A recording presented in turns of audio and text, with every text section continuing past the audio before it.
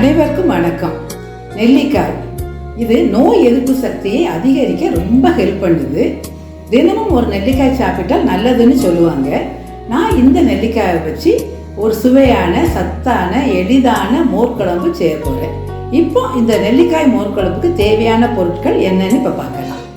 பெரிய நெல்லிக்காய் 3, கொஞ்சம் பெரிய சைஸ் எடுத்திருக்கேன்.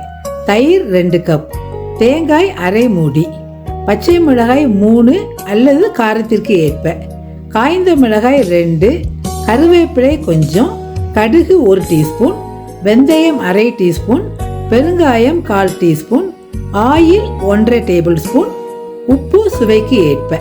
இப்போ இந்த நெல்லிக்காய் மோர்க்குழம்பு எப்படி செய்யறதுன்னு பார்க்கலாம். அரை மூடி தேங்காயை கீற்றுகளாக நறுக்கிய போது எனக்கு அரை கப் அளவு வந்தது. அதை ஒரு மிக்சி ஜார்ல போட்டு அது கூடவே 3 நறுக்கிய நெல்லிக்காய், 3 பச்சை மிளகாய் போட்டு அரைக்கணும். பிறகு அது கூட சுவைக்கு ஏற்ப உப்பு, 1/4 கப் தண்ணீர் விட்டு மையாக அரைச்சி வைக்கணும். ஒரு பெரிய மிக்சி ஜார்ல 2 கப் தயிரும் சுவைக்கு ஏற்ப உப்பு சேர்த்து மிக்சியை ஃபியூ செகண்ட்ஸ் ஓட விட்டு அந்த அடித்த தயிரை ஒரு பாத்திரத்துக்கு டிரான்ஸ்ஃபர் பண்ணணும். அதே மிக்சி ஜார்ல 1 கப் தண்ணீர் ஊற்றி அலசி அதையும் அந்த பாத்திரத்தில் உள்ள அடித்த தயிர் கூட ஆட் பண்ணா மோர் தயார்.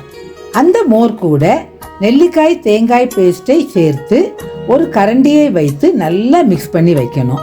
ஒரு தாளிப்பு கரண்டியில 1/2 டேபிள் ஸ்பூன் ஆயில் விட்டு ஆயில் சூடானதும் கடுகு போட்டு, கடுகு பொரிஞ்சதும் காய்ந்த மிளகாய், வெந்தயம், கருவேப்பிலை, பெருங்காயம் போட்டு தாளித்து மோர் குழம்பில் கொட்டினால் சுவையான சத்தான நெல்லிக்காய் மோர் குழம்பு ரெடி. இதை லஞ்சுக்கு சாதத்துடன் சர்வ் பண்ணலாம். நான் இந்த மோர் குழம்பை சாதத்தில் ஊற்றி முட்டை மசாலா பொட்டேட்டோ ரோஸ்டோடு சர்வ் பண்ணியிருக்கேன். நீங்களும் கண்டிப்பாக இந்த ஹெல்த்தியான மோர் குழம்பை ட்ரை பண்ணுங்க.